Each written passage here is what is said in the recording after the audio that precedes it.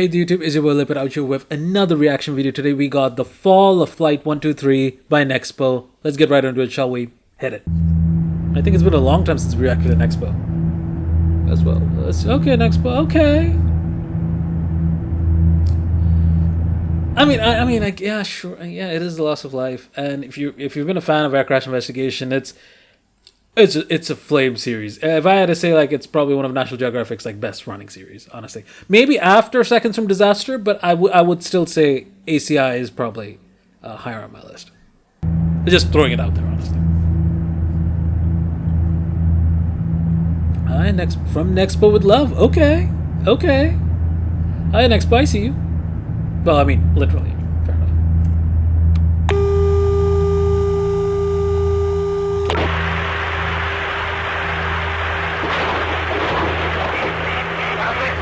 Oh, okay. It took me a second. I was like, why? Yeah, okay. It's 123.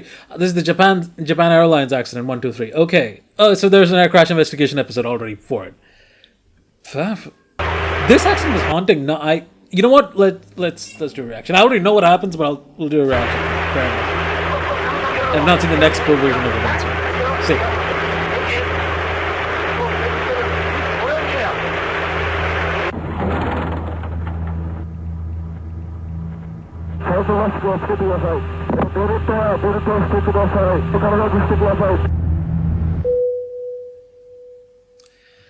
I can, because hearing the original audio is always haunting.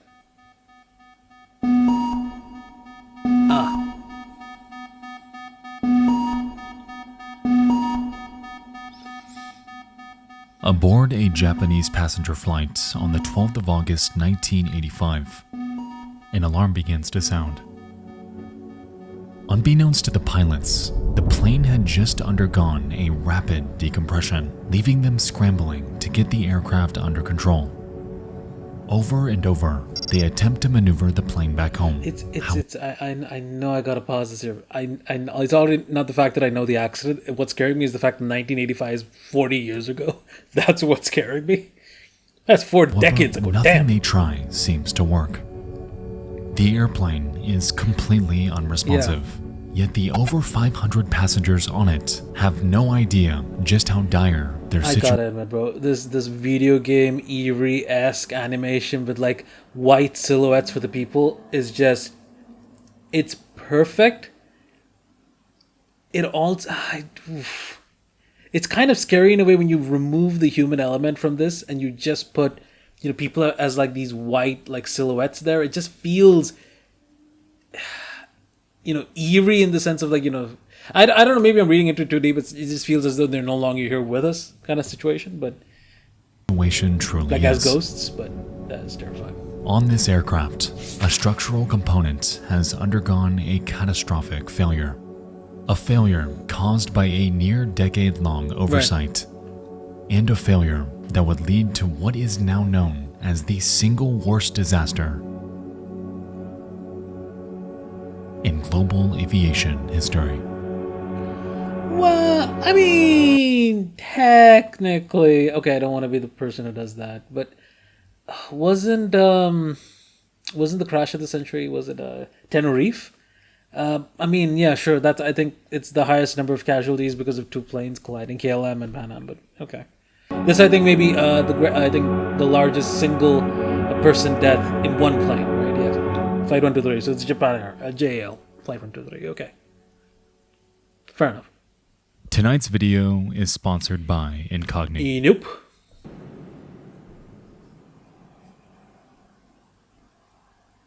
It's Monday.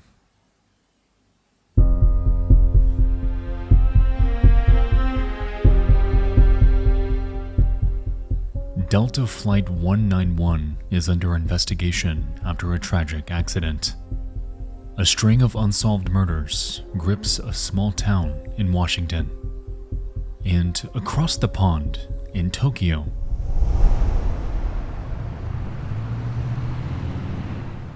it's rush hour.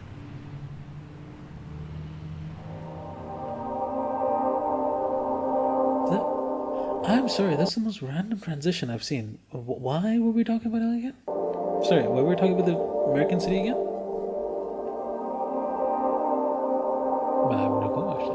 Okay. It's the week of Oben, a Japanese tradition in which they honor their fallen ancestors, and thousands are scrambling through Haneda Airport to get home to their families. Oh, okay, I didn't know this. Okay. At 6 p.m., Japan Airlines Flight 123 right. prepares for its 5th flight of the day. This one is full, traveling from Tokyo to Osaka a little under an hour away. It's a full flight also. On this day, 49-year-old Captain Masami Takahama is training his co-pilot, 39-year-old Yutaka Sasaki, in a Boeing 747. The two are joined by a 46-year-old flight engineer named Hiroshi Fukuda in the cockpit. Right, because it's old enough that, this is in the days when you needed 3 pilots to fly the plane, right? 2 piloting and 1 for flight engineer, right? Yeah, fair enough. Okay. 521 others awaiting this trip in the flight's main cabin. In every sense, this flight is entirely routine. All is going to plan, and they're just a few minutes behind schedule.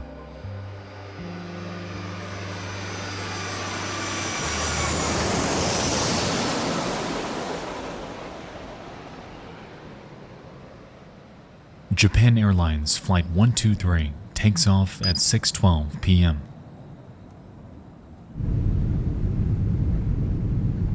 And as the aircraft powers through the clouds, the passengers look out of their windows to a Tokyo slowly fading.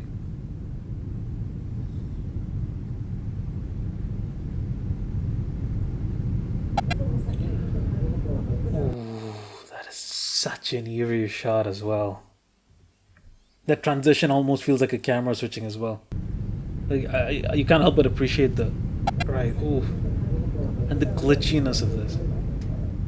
12 minutes in, and they're nearing the cruising altitude of 24,000 feet. And just as everyone's getting settled in, Those words, man.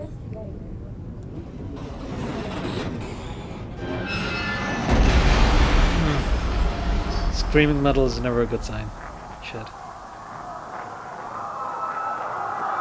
This is well edited, by the way. The haunting eeriness of the accident, yeah, this is edited really well. At 6:25 p.m., there's a deafening bang to the rear as the bathroom ceiling collapses. A blinding white light flashes. The water vapor in the air condenses to a fog, Right. and the oxygen masks fall As you in depressurize. front of disoriented passengers.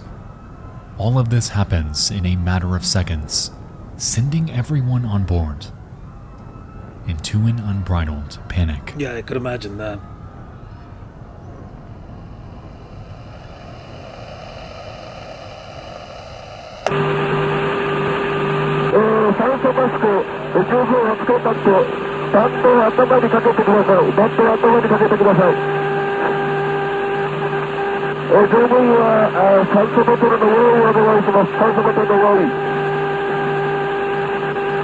Put out your signal. This is an emergency system. Bro, I don't. Oof. I'm putting myself in this situation, and bro, the hearing. Could you imagine? Is just like this really nice British accent. Please put out your cigarettes. We are in an emergency descent. I would be shitting myself, brothers. God damn. お客様にお願いいたします。お子様連れの方、どうぞ近くの方恐れ入りますが、お子様のマスクを用意お願いします。 The captain really cares. Fuck. Oof.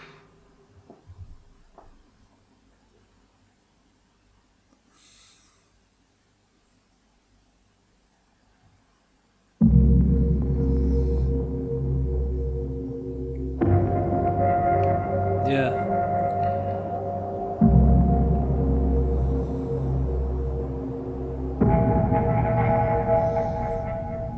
The crew begins to realize that the plane has become uncontrollable. After being granted permission to return to Haneda Airport, Captain Takahama panics, questioning why First Officer Sasaki is banking so much in one direction. He commands for him to ease up. However, all inputs performed by them are unresponsive. As it turns out, all 4 hydraulic lines leading to the plane's wings are severed, and unbeknownst to them, their vertical stabilizer is completely destroyed. One, I think when I remember seeing the accident for the first time, what really fascinated me was the fact that you could, like, I get it, they, of course, it did crash. They had a lot of problems, like, controlling the plane. But there was always a question in the back of my mind whether if they had hydraulic fluid, would this plane, would it have been flyable? And my best guess is probably, yeah. It might have been difficult to land, but it would probably be flyable if you had hydraulics. Because I didn't think a plane could fly without the vertical stabilizer. I mean, assuming you lost this piece of the plane right here, you're toast. But the fact that they were still flying in the... granted, it's a very long word to say flying, but the fact that they were still in the air for that long is, without that much portion of the tail, is insane. This plane is flying with no means of stability. Yeah. And with that, their task of regaining control to land back home safely is borderline unthinkable. Inside the main cabin, a passenger takes one single photo in which we can observe the oxygen masks fully engaged. Unfortunately, the supply is extremely limited, only meant to last long enough for the pilots to descend I to think a current days are, breathable what, 20 altitude. minutes, right? What they were unaware of, though, was that the plane found itself stuck in what's known as a fugoid cycle, leaving the crew unable to control their descent, and, in a way, unable to descend at all. Over and over, the craft nosedives thousands of feet and rapidly picks up speed, before the nose naturally begins to point up, recovering the lost altitude and stalling. It again dives, ascends, dives, and ascends, all while banking at angles of up to 40 degrees in either direction. That seems like such a simple statement, but imagine 40 degrees left and right, up and down. It would be pandemonium in the cabin, for sure. Jeez, 40 By now, degrees. the crew is doing everything they can to make their way back to Haneda Airport for an emergency landing, yet the aircraft is doing everything it can to prevent that. I mean, it's... by that logic, physics is stopping you at this point. But yeah, it is what it is. 16 minutes into the flight. 12 minutes it starts, 16 minutes, right? Yeah.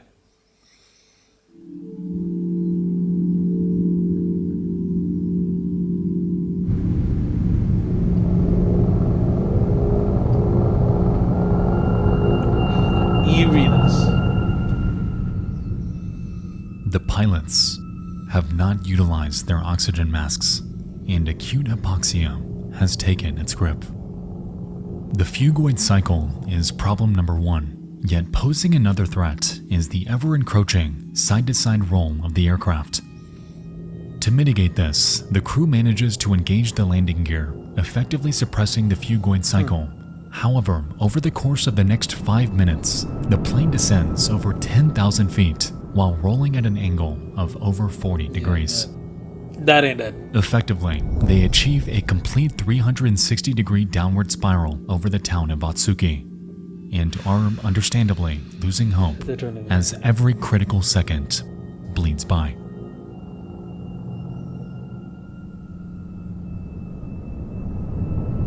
I mean, there is the other counterpoint of, obviously they needed to get to Tokyo, but could you imagine this entire situation happening over the Tokyo skyline? Would be mad. Not to mention, considering how big of a city Tokyo is, it would be, I don't even know what's right me saying this. If you had this situation play out in Tokyo, statistically speaking, you would crash into something in Tokyo. In my mind, at least.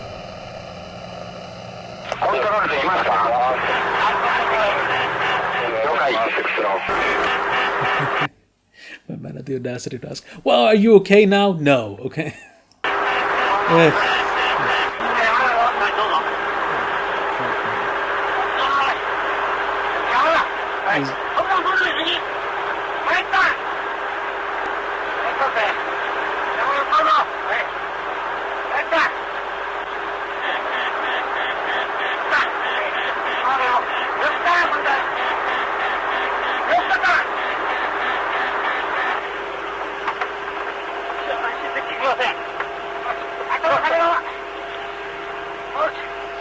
What is eerie about this is the fact that, in the beginning of this, they didn't, my man literally did mention that Sasaki, the co-pilot here, it was his training flight for the plane. So I can only imagine how terrified he is. The captain's shouting at him to do something, and his controls aren't working because he lost all hydraulic fluid. So that's,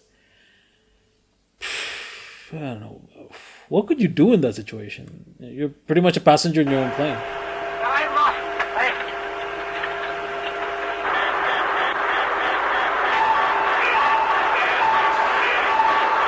Warnings are just haunting.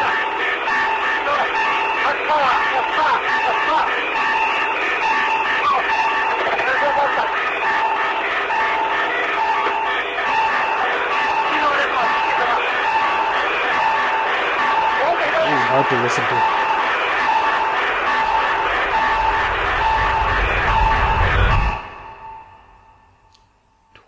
26 minutes after it happened. Okay. Altitude's dropping 1,600 feet. The plane has dropped to a mere 6,800 feet. Yeah? They are now heading opposite of Haneda Airport and straight towards Mount Takamagahara. Over the next 5 minutes, the crew fights to gain altitude to move away from this impending threat and manages to climb again to 11,000 feet.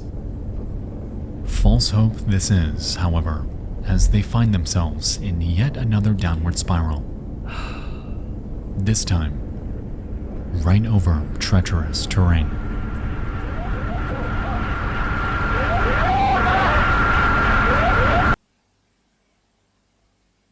This is the end.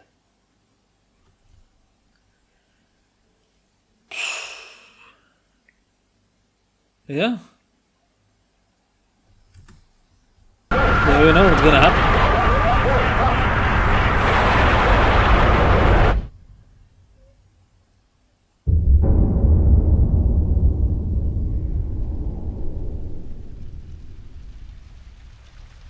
Oh, it's crazy. It's less than an hour. But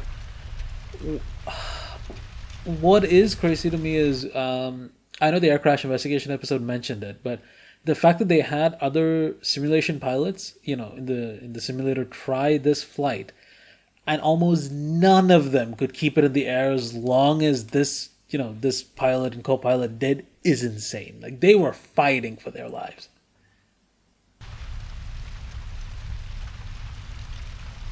Is that rain or fire? Looking at how things went, my bed is on fire.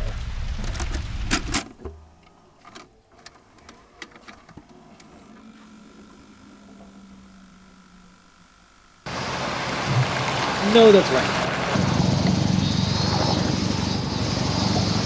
Natsukawa always gets me. Rain over the wind.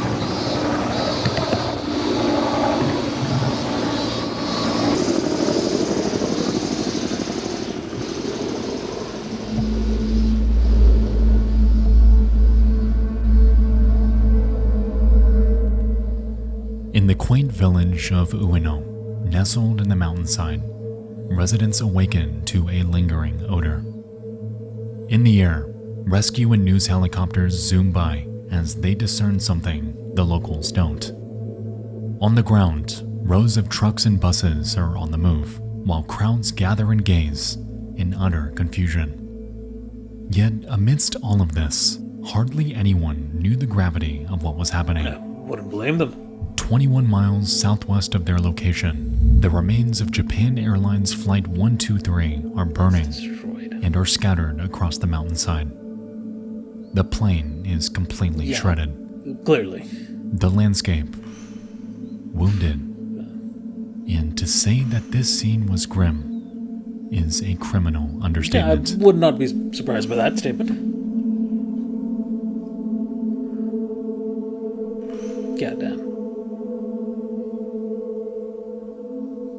Out of the 524 passengers on board that night, only 4 survived. The fact that Force... This was The the worst fact loss that of Force survived a plane that was climbing and ditching and then crashed into a goddamn mountain is nothing short of miraculous in my mind. There is Could you imagine the G-forces on those people? God damn. Of life involving a single aircraft in the history of aviation. Right, it's what we guessed it to be. This incident is devastating, and the most frustrating aspect of all of this is that it did not have to turn out this way at all. You see, just 20 minutes after impact, a U.S. Air Force serviceman named Michael Antonucci spotted and phoned in the crash location. However, instead of making the call to lend support immediately, the Japanese military called off the rescue operation under the presumption that not a single passenger survived. For over 12 hours, the plane burned throughout the night. A handful still alive and awaiting help from new. It just seems like a portal to a hellscape. And the fact that people survived and then just burned to death is... Man, if there were many things that I could say is like, well, that is a poor handling of the rescue effort. It shouldn't matter if the crash happened in the morning, midnight, could be God knows New Year's Eve. The moment a plane goes down, you best send rescuers and confirm there are no survivors on site. Then you can disband them, but never presume that they're dead. Numerous That aircraft should be that common passed sense. right above It them. is what it is. Aircraft that saw them, yet they were completely unaware that help was never coming. One of the 4 survivors, named Yumi Ochiai, later recalled their experience from that evening, explaining how throughout the night they could hear children crying, adults screaming. It was loud at first, yet as the hours went by, these pleas slowly faded into silence. I'm already imagining a haunting that is, you have children and parents screaming, and then out of nowhere, it's just this fire that's blazing in the background, and throughout the night, more and more voices go silent, and it's just the sound of something burning. That is... That's Some lethal. fell out of consciousness. You'd lose your mind. Some lost the energy to You'd go continue. mad. But for the vast majority, this stillness signaled the agonizing death of lives that could have been helped. Yeah, 100%. It took 12 hours in total for rescuers to arrive, yet by then, the scene was a gruesome graveyard. A Japanese medical doctor stated that had this rescue come 10 hours earlier, perhaps they would have found more survivors. Yeah, if I was a betting man, I'd bet that, yeah. More than likely. But it was silent.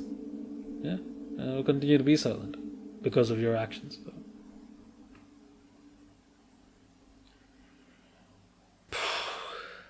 Fucking hell.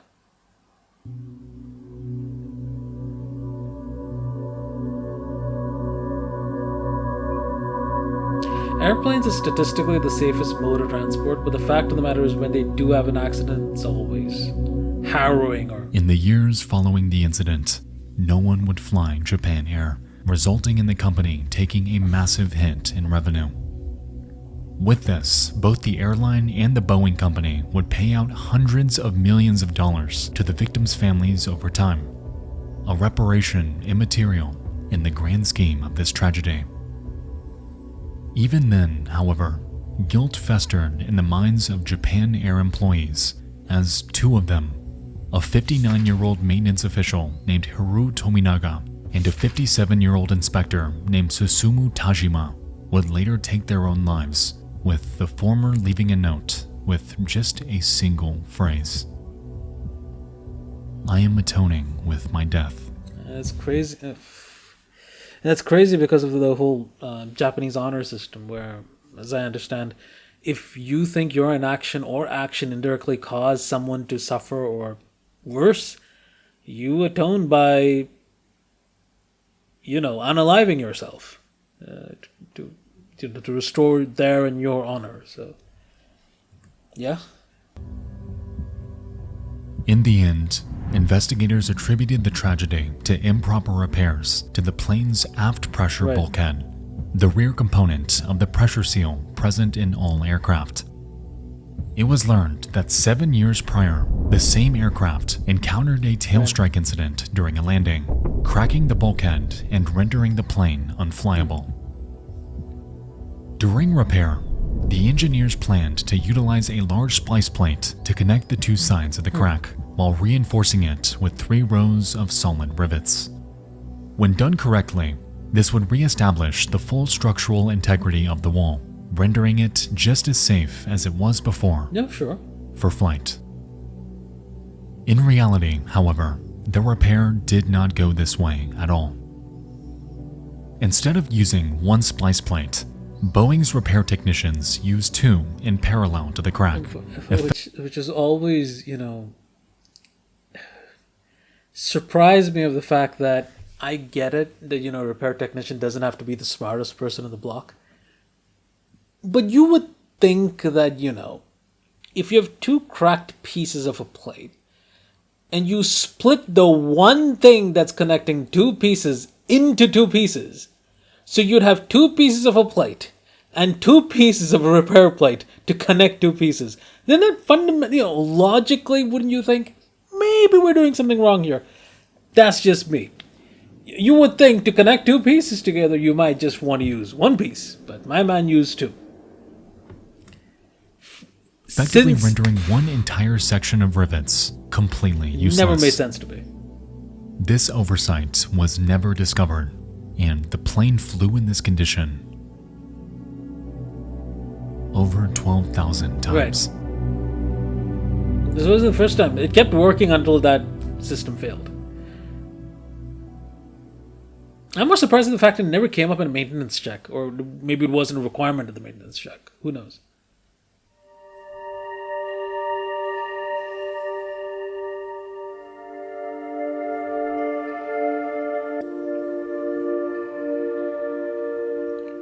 This tragedy echoes through the lives of everyone involved and is one of the most unspeakable catastrophes that should have been prevented. It's hard to grasp the sheer horror of experiencing a plane crash, let alone surviving it. Those who did had to endure a trauma and a loss that is unimaginable. And that'll haunt you for the rest of your The life. agonizing moments afterward, crushed under wreckage, helpless under the night sky, effectively forgotten in a blazing wilderness. That's right. I feel horrible for everyone on board that fateful night, and for the families and friends that were eagerly waiting for them. Oben is typically a time of communion, an annual reconnection with seldom seen loved ones.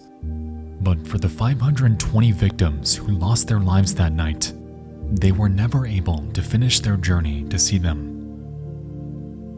Their families awaited those that would never show, and their memory is forever stained by an incident that never should have happened. That night, there was nothing anyone could have done. No way they could have known. But in the wake of it all, one thing is certain.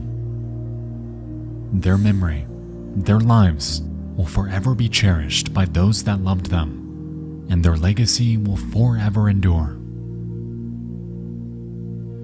until the end of time. I think what is crazy is, it's more than just an accident. I think it is kind of a life lesson as well, because you're always taught that, hey, never say you're in control of something. You're not in control of something. You can almost always put yourself through any situation, and you could almost always find a way to get yourself out of it. But the truth of the matter is, in the situation they found themselves in, there was no way out. Once they were on that plane and that pressure bulkhead cracked, they were dying. There was not much you could do. Like, legit, you the moment you were on that plane, like a black hole, you were dying. There is no way out of it, except for those 4 passengers. Hey, so yeah, this is a haunting reaction. I hope you guys enjoyed the video. Like, comment, subscribe, and this is the fall of Flight 123. So, catch you beautiful bastards in the next one. Peace. Take care. Nice.